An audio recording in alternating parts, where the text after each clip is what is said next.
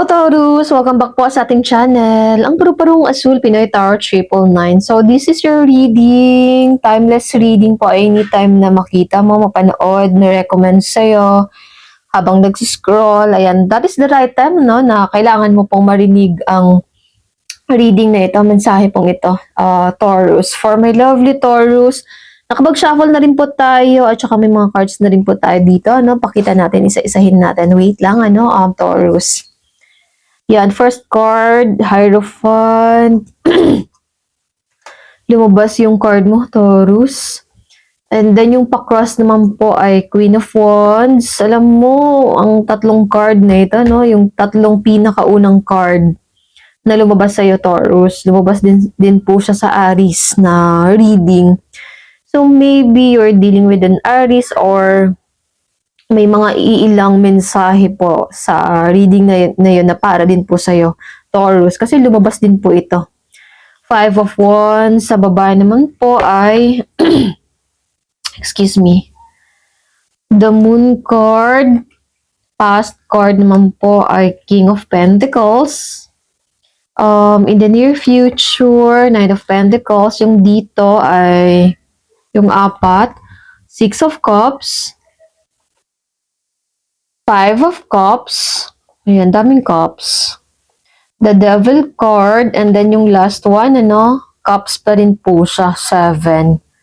Seven of Cups. Okay, so kung ano pa yung mga bawal, yun pa yung masarap. Aw.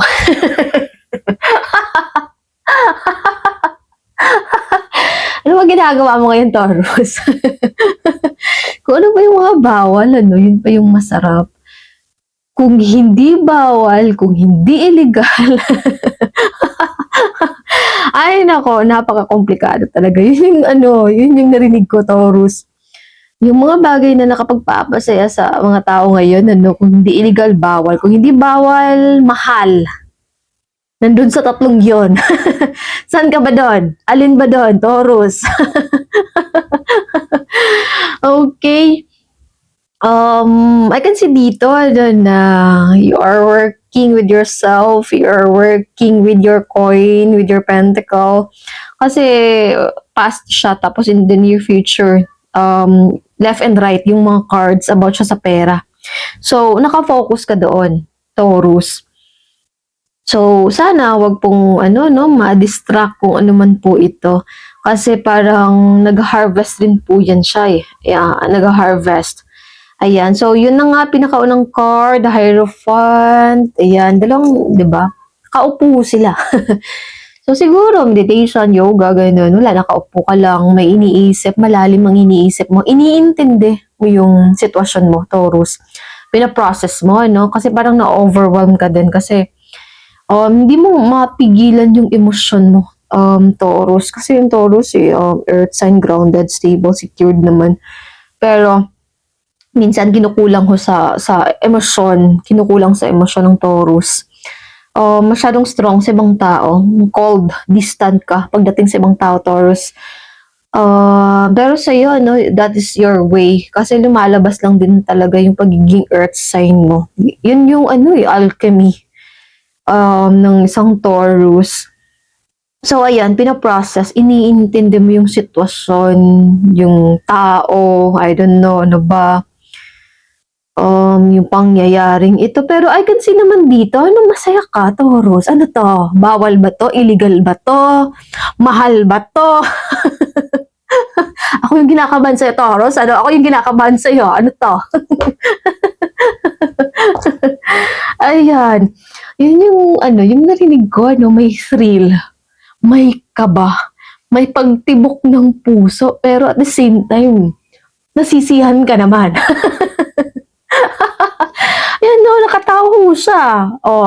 Anong pinagsasabi mo dyan? Mali. Dalawang card, Taurus. Diba? Klaro natin. Pakita nga natin, lapit natin sa camera. Diba? Masaya siya kung naman pong nasa kamay niya. Tinitignan niya ito ng paulit-ulit, kinikilig siya.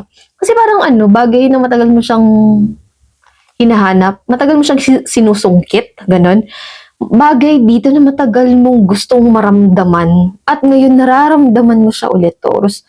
Siguro ilang buwan or ilang taon, 2 years, 3 years, or even 5 years, ganun katagal, bago mo ulit naramdaman yung ganito. Masayang-masaya ka ngayon, Taurus. So kung halimbawa nalulungkot ka, hindi talaga mag-resonate, pwede na pong umalis. Marami naman pong readers po dyan. Okay, oh my God. Kung ano man po ito, Taurus, masaya ho ako para ho sa'yo. Kasi, nasa kamay ni, nasa grasp na, nasa ni, hawak ni, nararamdaman mo siya. Nakataas yung kamay, so success ho siya. Tapos may hagdan din dito sa, sa kasi ang Hierophant, ang Hierophant kasi, bridge po yan siya, from this world to the other world. May bagay dito na talaga mahirap i-explain, higit pa sa pera. Bagay na pang-spiritual, bagay na mahirap siyang i-process sa umpisa. Parang na-overwhelm ka pa sa umpisa, parang di mo pa siya naiintindihan sa umpisa. Pero ngayon, unti-unti mo siyang nararamdaman, unti-unti mong naiintindihan kung bakit ito nangyayari. At deserve naman din talaga, Queen of Wands, restless. Grabe yung energy. Not stopping, not giving up, not surrendering. Kung ano man po ito, talagang nag-i-invest ka sa sitwasyong ito. Taurus, kung sino man po ito na talagang nag-i-invest ka sa taong ito, parang unconditional love, narinig ko yung kanta ni Katy Perry na unconditional love. Ano nga yung title nun, di ba? Yung sa unconditionally, I will love you. There is no fear now. Let go and just be free. I will love you unconditionally.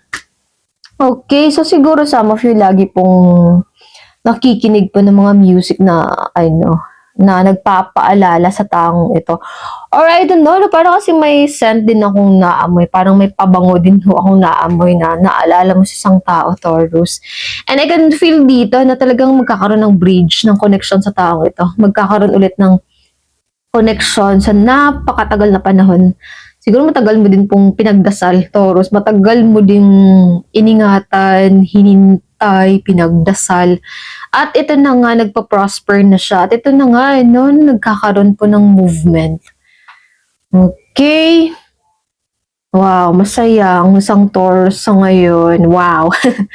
So, may mga competition din dito, sa taas na card. Ayan. So, may mga tao dito sa, parang, dalawa kasi yung nararamdaman ko dito, Pwede naman siya sa trabaho, competition sa trabaho.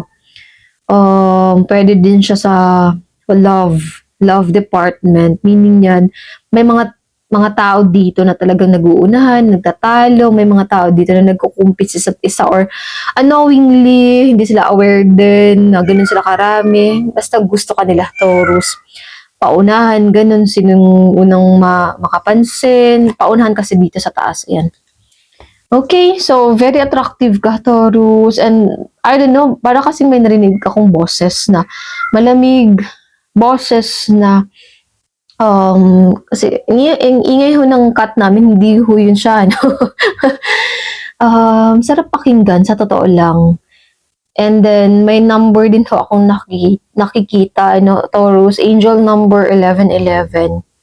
So, right time, right place with the right people, manifestation din po yan siya, and then wish fulfillment.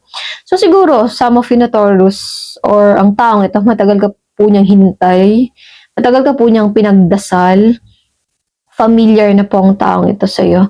Taurus, feeling like a home. Please do not change. Please do not change, Taurus, on how warm you are, on how comforting, nurturing your energy is. You are magnetic, attractive. You make people at home, kapag nandyan ka. May kakaiba sa presensya mo, Taurus. You are a safe space, no judgment. Pinaparamdam mo sa taong ito yung mga bagay na hindi niya nararamdaman sa iba at kahit na anong gawin niya 'no, hindi niya yun makikita o mararamdaman sa ibang tao maliban ho sa'yo. Masyadong magulo or masyadong maingay ang mundo ng taong ito 'to, pero kapagka nakikita ka niya, kapagka nagkakaroon kayo ng connection ng taong ito, tumatahimik ano, nagiging payapa ang mundo ng taong ito. Grabe yung ano, yung presensya mo Taurus, grabe yung binibigay mo sa taong ito, nag-i-invest ka din ho sa kanya, yun yung pinaparamdam mo. Mundo, mundo, kakaibang mundo. Ikaw lang nagpaparamdam nun sa'kin Taurus, wala ng iba, sa'yo ko lang yun siya nararamdaman. Wow! Wow! Ayan, so you make people at home, you are like a safe space, people feel safe around you, you have this different kind of energy, healing energy, and very calm, right amount of warm, sakto lang din talaga, sakto yung init. Wow! Anong init yan? Anong init? Pero sa totoo lang, ano, oo, so, may ano talaga dito, sexual energy potent. Napakalakas. Grabe yung pull. Grabe yung ano, kahit iwasan, kahit kontrolin, hindi talaga kaya. Kasi malakas yung magnet. Malaki, ano yung ano, yun, ang narinig ko kasi, no, Taurus, sexual pleasure, ganun. So, siguro yun na nga sa bed, maraming ganun na energy, tapos yun din yung nararamdaman ng taong ito sa'yo, gusto kanyang makasama, gusto kanyang, alam mo na, Taurus. Ayan, so yun na nga, grabe yung ano, yung emosyon, yung pagmamahal na such a love. Your presence is such a love. And then, feeling like cozy, at home, I mean, at home, cozy. And then, yun na nga, kahit ano pang, ano, no, mangyari sa taong ito, saan man siya mapadpad, saan man siya mapunta, ano bang mga narating sa buhay, gaano man ka-success, sa mga nakikita mo, okay naman siya, secured, stable, grounded, successful na tao, pero sa loob-loob, ano, nalulungkot, hinahanap-hanap ka ng taong ito. At talagang ang energy, ano, nakaka-addict. Kasi, the devil card, ano, hindi naman kasi laging addiction din siya.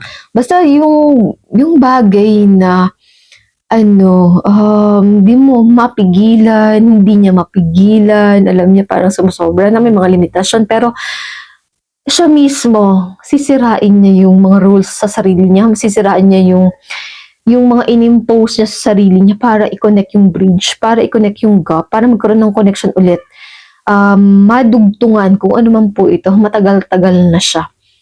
So, naalala ko yung reading ng Aries, sa totoo lang. So, siguro some of you, Aries ang taong ito or fire sign or may mga specific na message din para sa'yo, Taurus, sa reading po ng Aries. Pwede mo pong panoorin po yun siya. Or sign mo din siya, no? Kasi 'di ba, Sun, Moon, Rising, Venus sign, North Node. Doon tayo nanonood. Di lang kasi iisang sign din siya. Komplikado, no? Yung astrology. Okay, so may nalaman ka sa taong ito, akala mo ganito, ganyan, yun pala, no? Maiyak-iyak din talaga sa'yo, Taurus. Pagbigyan mo na ako, saan ka na, magpakita ka sa akin, Taurus. Kailangan kita, mahal kita, hinahanap-hanap kita. Oh my God. Hinahanap-hanap kita. Okay, grabe yung emotion, ano, mga luha. Sincere, genuine. Yun yung narinig ko, Taurus. So, familiar ang taong ito. Six of Cups, pagbabalik ng isang ex, pagbabalik ng kababata, pagbabalik ng isang tao na ano, komportable ka na, kilalang kilala mo na siya at pinaparamdam ulit sa'yo yung ganung'di ba? Tawa pa rin, 'di ba? Nakangiti talaga. parang buong araw nakangiti. Parang ilang linggo na rin nakangiti. Seven of Wands, may mga options, exploring the feelings, exploring this relationship.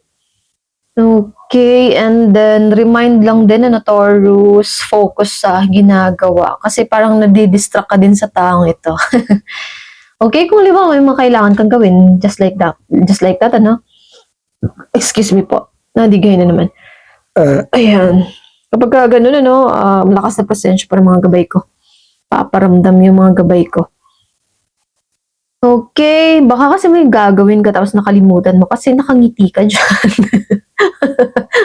Reminiscing the past, naalala yung mga nakaraan, tapos nag-i-imagine.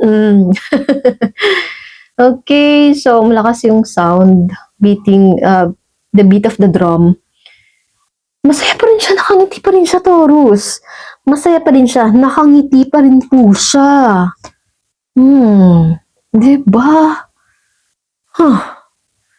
Nagpapangiti sa Taurus. Ayan. So, yun lamang po ang ating reading para po sa mga Taurus. Salamat po. Bye!